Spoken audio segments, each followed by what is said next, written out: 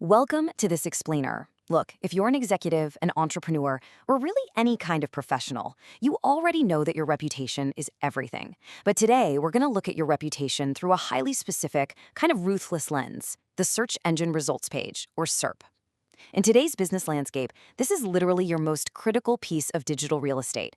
Understanding exactly how to measure and control your personal brand visibility across these search ecosystems, it's no longer just a nice to have. It's an absolutely mandatory leadership skill.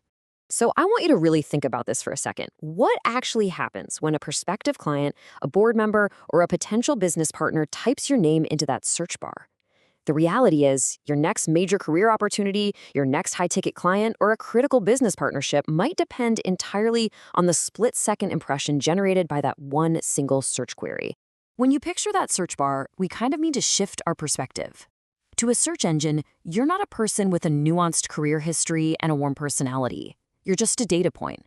You're a digital entity that has to be continuously evaluated, quantified, and ranked for credibility. And here's the kicker. If you don't control the data feeding that evaluation, the algorithm is absolutely going to define your credibility for you. All right, let's dive into the blueprint for today. We'll be looking at the digital first impression, search engine entity processing, measuring brand visibility metrics, enhancement versus reactive suppression, and finally, long-term reputation stability. Starting right off with Section 1, the digital first impression.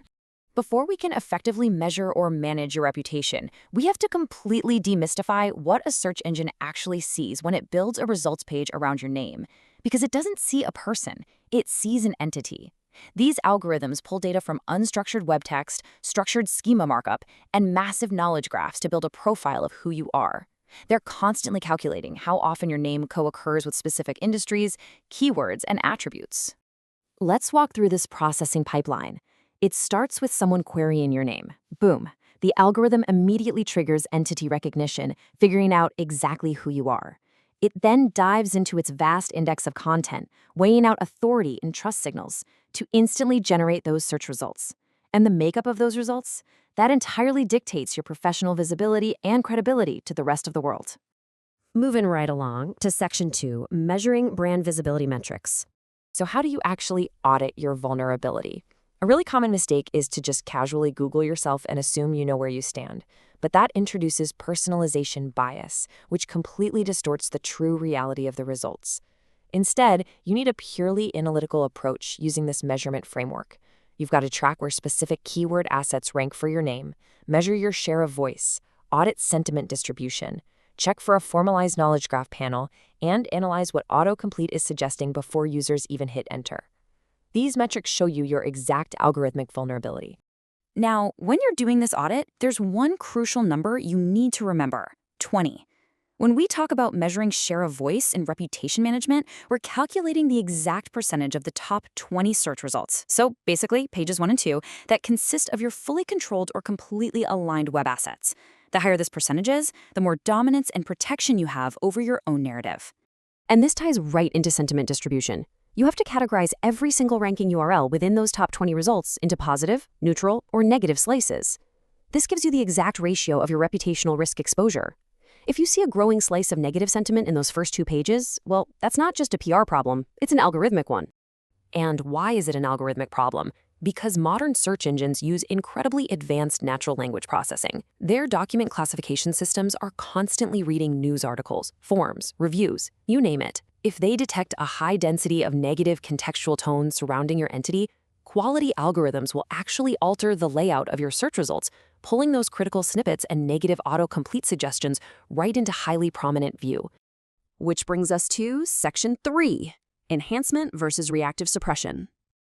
Once you've measured your visibility and spotted the vulnerabilities, how do you actually take control? There are 2 distinct, foundational methodologies that executives use here. Organic enhancement is all about proactively optimizing your own assets to build domain authority. It takes about 6 to 12 months, carries low risk, and offers really high sustainability. On the flip side, reactive suppression relies on legal tools or artificial algorithmic demotion. It's immediate, sure, but it is high risk and highly variable when it comes to sustainability. Let's break these down a bit more. Think of reactive suppression as an adversarial strategy. It works by creating a deliberate, artificial authority imbalance. By flooding the index with alternative pages and aggressively optimizing them, practitioners basically force the negative assets out of the top spots, pushing them down into lower traffic tiers, like page 2 or page 3, where standard users just rarely venture.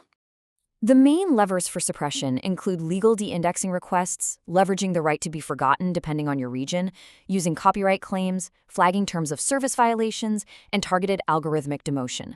But you have to use extreme caution here. If that underlying negative content is still live on a third-party domain, a sudden search engine update can cause those damaging links to rapidly resurface. Now contrast that with organic enhancement. This is a highly proactive strategy. It focuses on systematically creating, optimizing, and distributing authoritative content over time. It doesn't just push links down, it fundamentally transforms the architectural layout of the search results page by feeding the algorithm high-quality data across a bunch of interconnected platforms. And here's how that builds a vastly stronger defense. By leveraging schema markup and optimizing rich media, organic enhancement triggers totally diverse features. We're talking image carousels, video fragments, direct answer boxes, and integrated social media feeds. This diversifies your search ecosystem and actually shrinks the visual real estate available for traditional text snippets, which severely dilutes the impact of any unsuppressed negative URLs. All right, final stretch. Section 4, long-term reputation stability. Getting a commanding search footprint is definitely not a one-and-done project, simply because search engines continuously update their core algorithms to give users the most relevant, unmanipulated information. So how do you maintain your spot amidst all those continuous shifts? Well, strategic risk management says that cultivating content diversity is your absolute best defense against reputational volatility. Long-term stability requires diversifying your assets across multiple independent domains and media outlets. You have to build real-world authority, maintain an active presence in industry registries, and secure verifiable entity relationships. If you do this, a single platform failure or an algorithmic tweak simply cannot take down your entire digital footprint. At the end of the day, effectively navigating this ecosystem requires knowing the difference between superficial optimization tactics and sustainable structural adjustments, because you just can't trick the algorithm long-term. Ditching those superficial tactics in favor of aligning directly with core information retrieval systems through deep data analysis, legal awareness, and advanced technical execution is the true foundation of professional reputation management.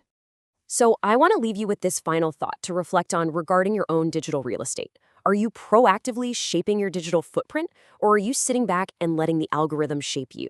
Because in the digital ecosystem, for sure, if you aren't controlling the narrative, something else is. It's time to take control of your entity and establish your definitive search authority. If you want to dive deeper into navigating these complex systems and mastering your digital reputation, definitely discover more at www.clearmyname.org. Thanks so much for joining me for this explainer.